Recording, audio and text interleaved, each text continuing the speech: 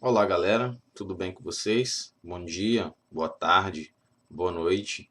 Aqui é o Ricardo que está falando e hoje a gente vai conversar um pouco sobre o comércio mundial, né? E comércio mundial é algo muito amplo, né? Então nós vamos ser muito mais pontuais, específicos e a gente vai comentar dentre esse comércio mundial, globalização, uma das principais características desse comércio mundial que são os blocos econômicos. Hoje a gente vai conversar principalmente, né, sobre informações mais gerais e um especificamente bloco econômico que é a União Europeia. E os nossos próximos encontros nós conversaremos sobre os outros blocos econômicos, as principais características, tudo bem? Aqui temos uma imagem, né, de o mundo cada vez mais conectado, cada vez mais próximo, né, cada vez mais integrado, mais perto, mesmo estando distante, mas são critérios que a globalização traz para a gente, tudo bem? Algumas informações gerais.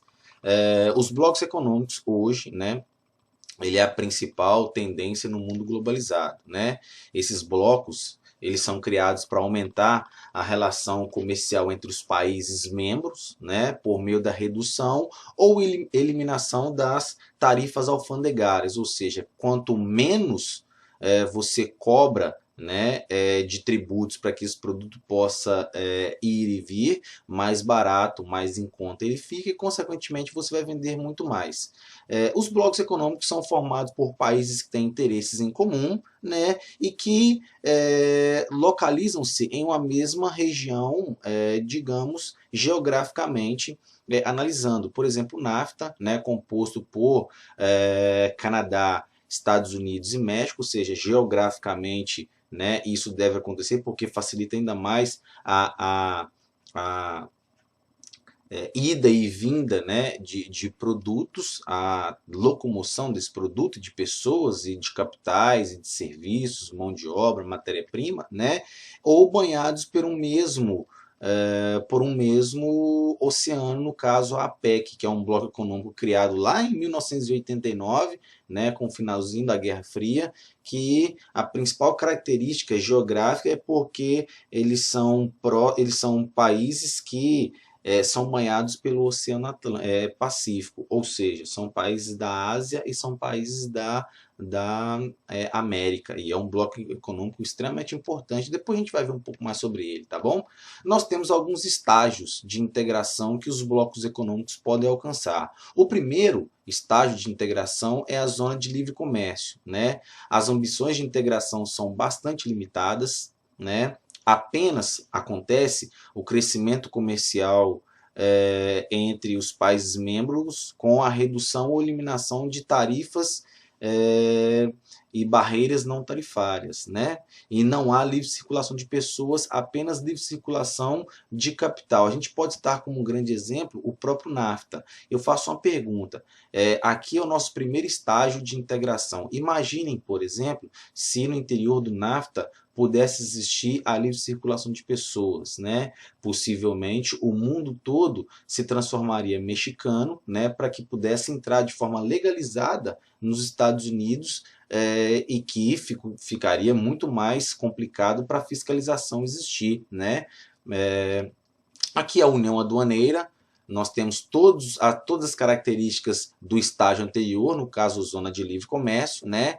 E a União Aduaneira é um estágio intermediário de integração entre os países. Além de todas as características da zona de livre comércio aqui, como mencionei para vocês, define-se na União Aduaneira uma tarifa externa comum, TEC, né? O que isso quer dizer? É uma mesma tarifa que é cobrada para os membros do bloco, ela é cobrada também para países que não participam do bloco. Por exemplo, há uma taxa tarifária, né, para a venda de trigo entre os membros do Mercosul. E essa mesma taxa ela serve de referência para o Brasil e qualquer outro membro do Mercosul vender outros produtos para os Estados Unidos, para a França, né?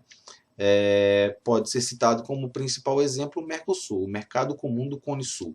Tudo bem? Aqui um outro estágio, né, de integração, que é o mercado comum, permite-se Leva-se em consideração que nós temos as características dos dois primeiros estágios, zona de livre comércio de união aduaneira, né? Mais esse aqui. Permite-se o livre trânsito dos meios de produção, no caso a gente pode falar de capital, de serviços, né? E de mão de obra, e é um mercado realmente comum entre os países. A gente pode falar aqui, por exemplo, da União Europeia como principal exemplo, né?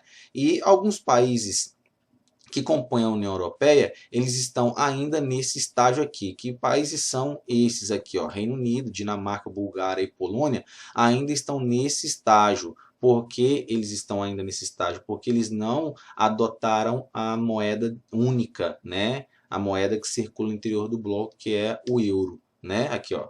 Tal como mencionei, não adotaram a política financeira comum ao restante dos países que instituiu o euro como moeda única. Aqui, né, um outro estágio de integração, que é a união ou integração econômica e monetária. Criação de um banco central e a institucionalização de uma política monetária comum para todos os países membros, né? Aqueles que adotaram o euro, que quando o euro foi adotado lá em 2002, né, dos países que pertenciam à União Europeia naquele instante, 19 países adotaram o euro naquele instante, né? E a integração política e institucional, que é o último estágio de integração.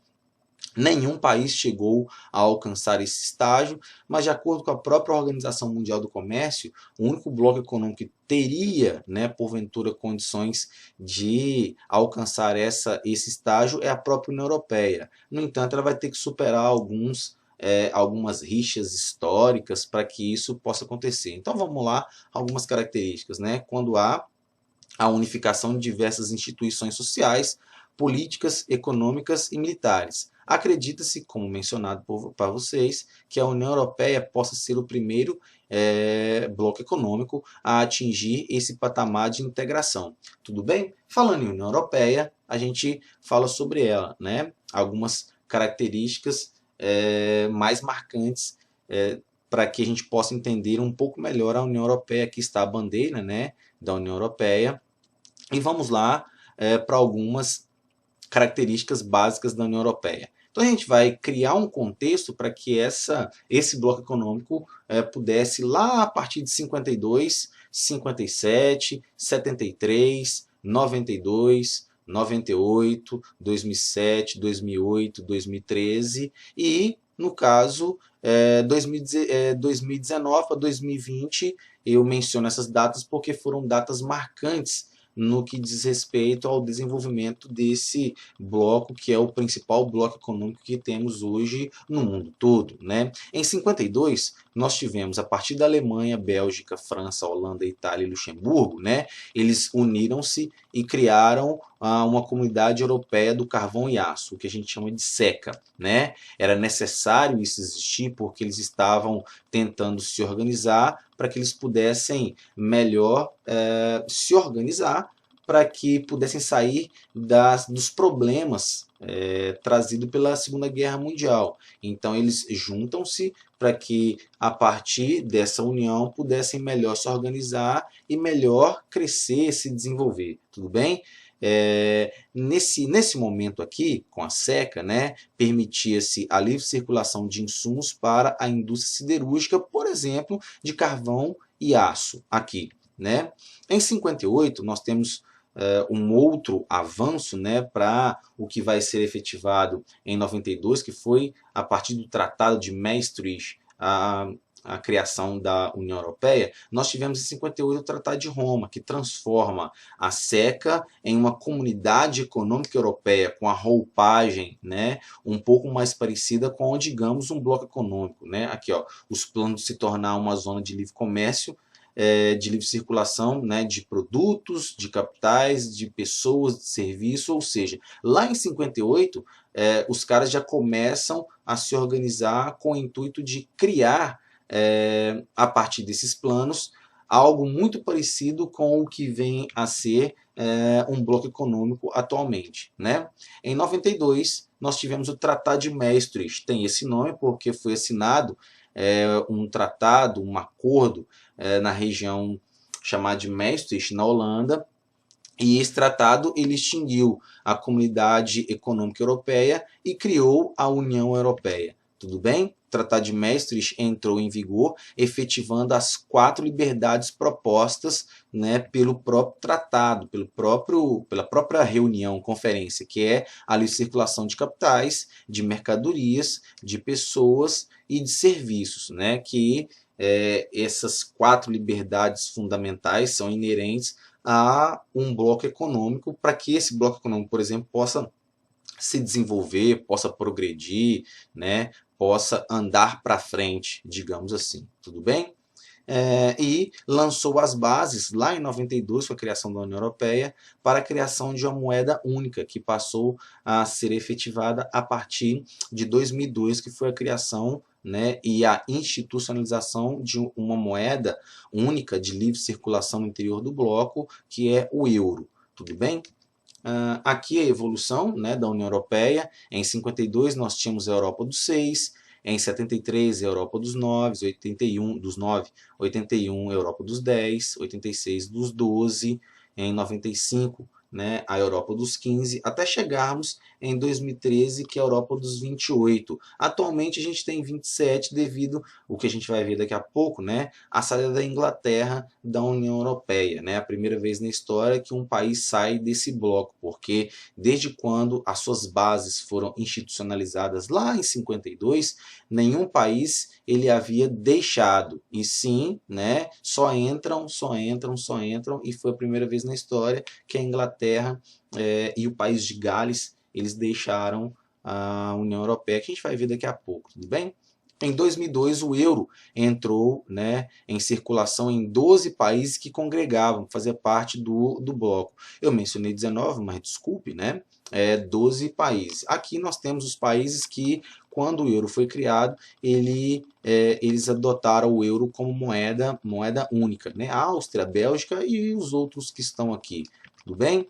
Em 2004, a União Europeia expande-se, né, com o ingresso de 10 novos integrantes, eles estão aqui, tudo bem?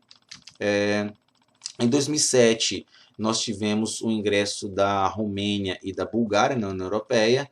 Em 2013, a Croácia como último território que passou a fazer parte desse bloco econômico, totalizando os 28, como havia mencionado, e que o mapa mostra para a gente lá atrás, né? Em 2007, a Eslovênia ela adotou o euro, desculpe, e em 2008, o Chipre e a ilha de Malta adotaram o euro como moeda única. Tudo bem? Para que você possa ser um candidato e, consequentemente, para fazer parte do bloco econômico chamado União Europeia. Qualquer Estado europeu, né, pode tornar-se candidato a se integrar à União Europeia, tudo bem? Desde que cumpra os princípios da liberdade, da democracia, do respeito pelos direitos humanos e, consequentemente, pelas liberdades fundamentais. O país que pleiteia uma vaga na União Europeia, ou seja, você que queira fazer parte desse bloco econômico, deve, ao fim e ao cabo, respeitar, como aqui está sendo visto, né, os direitos de todos os cidadãos, inclusive das minorias existentes internamente no seu território. Tudo bem? Deve ter instituições democráticas solidificadas e você deve sanar, acabar com as suas dívidas públicas existentes. Tudo bem?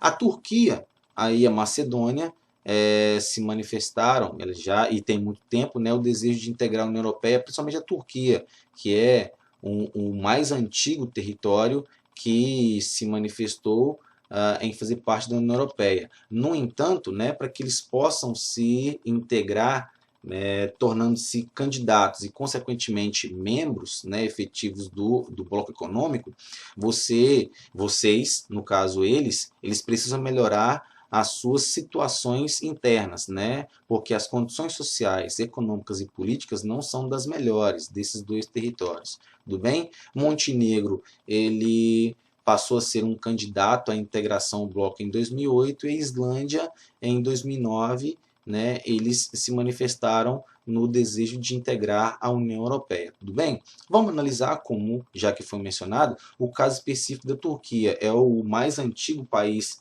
que quer se integrar à União Europeia e o porquê que não consegue se integrar, mesmo tendo a vontade de fazer parte, né? Possui vários problemas relacionados aos direitos humanos, no caso turco, né? Ainda existe forte repressão às minorias existentes, principalmente, né, aqui a minoria curda. Os curdos, eles estão espalhados pelo território turco, sírio, né, também iraquiano. Possui fronteiras quentes, ou seja, né, a Turquia ela faz divisa, né, com os territórios isso no Oriente Médio que estão em conflito, quase conflito eternos, né, da Síria, do Iraque e do Irã. Ou seja, se você passa a fazer parte da União Europeia, possivelmente essa é uma análise, né, dos principais presidentes, dos principais primeiros ministros que compõem, né, o território da União Europeia. Se a Turquia passa a fazer parte da União Europeia, possivelmente pode dar margem a partir dela, né, a entrada de possíveis terroristas no território da União Europeia, né? Ou seja, então por isso que a gente não pode deixar com que a Turquia possa fazer parte da União Europeia. Essa é uma das principais justificativas, né? Além de tudo isso, apenas 3% do território da Turquia pertence ao continente europeu. De acordo com Nicolas Sarkozy, né, o ex-presidente da França, a Turquia, tendo essa quantidade territorial, né, apenas 3% do seu território pertencente à Europa, ela definitivamente não faz parte da Europa, digamos assim. Ele é radical quando ele fala isso, né? Mas é a justificativa que ele tinha, né, para manifestar a sua contrariedade da Turquia em fazer parte da União Europeia. E a população turca ela é muito numerosa, o que pode influenciar, por exemplo, em votações, em plebiscitos no interior da União Europeia. Né? A gente está falando aí de aproximadamente de 71 a 75 milhões de pessoas, então é uma quantidade muito grande de pessoas. Né? E por mais que no território turco, é um outro dado importante, por mais que no território turco seja um território laico, no entanto, a maior parte da sua população é uma população islâmica, uma população muçulmana, né, em detrimento da Europa, que é uma Europa cristã. Né? A gente está falando de uma Europa que ela é cristã protestante, cristã católica e cristã ortodoxa. E levando em consideração que a Europa sempre teve problemas, isso históricos, né, com a comunidade islâmica, muçulmana, judaica, né, e a Segunda Guerra Mundial fala isso pra gente, a Idade Média fala isso pra gente, né? Então isso também é um problema que não consegue ser superado para que a Turquia possa fazer parte da União Europeia, tá bom? E aqui a gente tem uma outra informação no interior da União Europeia, que é uma nomenclatura chamada de PIGS, né? Que é uma nomenclatura que simboliza 5 países que fazem parte da União Europeia e que desde o ano 2000 esses países não crescem, muito pelo contrário, eles estão andando para trás. Né? Portugal, a Irlanda, a Itália, a Grécia e a Espanha. E por que, vamos analisar agora, eles são chamados, né, de PIGs. Tudo bem? A formação desse grupo é baseada no mau desempenho econômico apresentado por essas nações desde o início da década de 2000. Né? E por que tem esse nome? Né? Nós temos PIGs, que é um acrônimo, ou seja, a fonética é a mesma fonética quando você pronuncia com os dois Is e quando você pronuncia com um I só. Ou seja, né? PIGs, porcos, né? Representa as letras iniciais em inglês de 5 países que compõem a União Europeia, como mencionei para vocês agora: Portugal, Itália, Irlanda, Grécia e Espanha. Né? A economia desses países tem apresentado contínuos aumentos do déficit público, ou seja, você gasta muito mais quando comparado ao seu lucro. Né? E a solução, quando isso acontece, você tem de solicitar auxílio aos membros, né, do seu bloco, que no caso eles pertencem à União Europeia. Então a solução encontrada foi solicitar auxílio, ajuda à União Europeia e ao FMI para obter empréstimos para quitar suas contas. Mas a partir do momento que você obter empréstimos para quitar um problema, você está adquirindo outro, porque por mais que os juros sejam juros mais módicos, mais um pouco menores, né? Mas são juros, né? E aqui uma outra nomenclatura, agora especificamente de um território que fazia parte da União Europeia, que é a Inglaterra, e a Inglaterra saiu da União Europeia e a gente vai ver o porquê, quais foram as principais causas e quais foram as principais consequências dessa saída da Inglaterra da União Europeia, o que a gente chama de Brexit, né? Aqui é a bandeira do Brexit, ou seja, nós temos, né, a União Europeia e a, digamos, Grã-Bretanha saindo. Aqui nós temos o grande quebra-cabeça, né, que é a União Europeia e a Grã-Bretanha saindo dessa União Europeia. A gente vai ver como que isso aconteceu, tudo bem? Foi a fusão, porque chama assim, né, é a fusão de duas palavras no idioma inglês, que é Britain, né, digamos, e o exit, né? Nessa expressão, Britain é um diminutivo de Grã-Bretanha, né? Sendo mais exato em termos políticos, para o Reino Unido, e o exit é a saída, né? Ou seja, a Grã-Bretanha saindo da União Europeia. Em julho de 2016, a população do Reino Unido, após longo e acirrado debate interno, decidiu, mediante um plebiscito, separar da União Europeia, né? Bloco que em 2017 completou 60 anos e, no caso, o Reino Unido, ele aderiu ao bloco lá em 1973. Tudo bem? O plebiscito ele foi realizado em 2016, especificamente no dia 23 de junho de 2016, né? Daqueles que preferiram deixar o bloco, venceram por 52% a 48%, né, os votos daqueles que preferiram ficar, ou seja, não sair da União Europeia. A taxa de participação nesse plebiscito foi de aproximadamente 30 milhões de pessoas, em porcentagem, 71,8% da população do Reino Unido, eles foram, né, às urnas para votar contra ou a favor da saída, né? Algumas causas do Brexit. O Reino Unido havia perdido, de acordo com os adeptos da saída, a sua soberania e autonomia diante, né, das políticas, das votações no interior da União Europeia. Promessa de maiores investimentos para a saúde, com a redução dos tributos pagos pelo país ao bloco, ou seja, não participando do bloco, consequentemente não vai ter de pagar tributos ao bloco, e logo você pode utilizar esse dinheiro que pagaria tributos ao bloco para mais investimentos no sistema médico-sanitário do Reino Unido, né?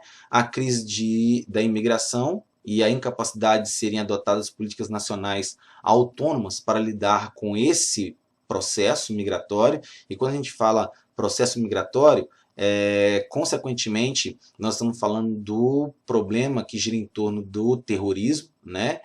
Que a Europa sofreu demais a partir de 2001 com os atentados nas Torres Gêmeas nos Estados Unidos, World Trade Center.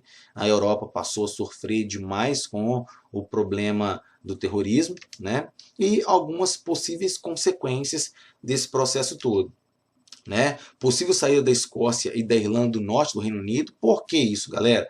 Porque o Brexit ele venceu na Inglaterra e no país de Gales, mas na Escócia e na Irlanda ele perdeu. Ou seja, o país de Gales e a Inglaterra eles vão sair, né, da União Europeia, e a Escócia e a Irlanda vão permanecer. Então, possivelmente, quando isso existir, e já existiu, né, a Escócia e a Irlanda, por que não, né, deixando de fazer parte do Reino Unido, né? Um endurecimento das políticas de imigração, ou seja, não fazendo parte do bloco, eu posso fiscalizar um pouco mais e restringir um pouco mais a ida e vinda de pessoas, né? A queda do valor da libra em relação ao próprio dólar e em relação ao próprio euro, e a possibilidade do início de um efeito dominó, ou seja, o Reino Unido saindo, e se der certo, né, poderia vir a ser um exemplo a ser seguido por outros territórios, por exemplo, França, Itália, né, Portugal, Grécia, outros territórios que, vendo o que aconteceu com o Reino Unido, possivelmente vão aderir essa saída também. Nada a gente não está batendo um martelo, né? Ninguém está afirmando isso, ou seja, são possíveis consequências. Tudo bem, galera? Por hoje, a gente fica por aqui. Espero que tenha contribuído com mais esse comentário, mais essa aula sobre comércio mundial, globalização e blocos econômicos com o aprendizado de vocês, né? Foi um prazer imenso sempre estar com vocês. Estudem, beleza? Se alimentem, não saiam de casa porque os problemas estão cada vez mais aumentando, né? Nós não estamos de férias, é um período conturbado, no entanto ele vai passar, tudo bem? Se alimentem, tomem um café para você estudar, tudo bem? E leiam bons livros, consequentemente vejam bons filmes, e essa é a fala de hoje, beleza? Até mais, bom dia, boa tarde, boa noite e fui!